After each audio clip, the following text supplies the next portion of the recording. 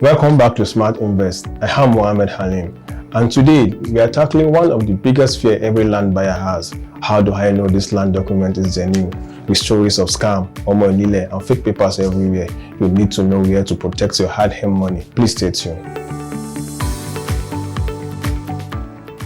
Verifying land document isn't just important, it's non-negotiable. Every land should have a survey plan from a licensed surveyor. Confirm it at the Surveyor's General Office in Lagos.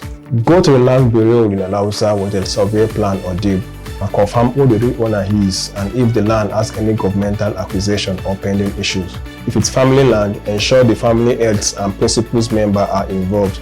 Get a family receipt and signed agreement.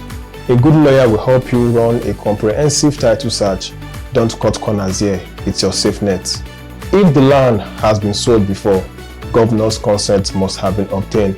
If not, budget and plan for it. It's mandatory. Remember, if the deal sounds too good to be true, it probably is. Never rush. Do your due diligence. Want a free land verification checklist? DM me verified. I'll send you a detailed step-by-step PDF to keep you safe.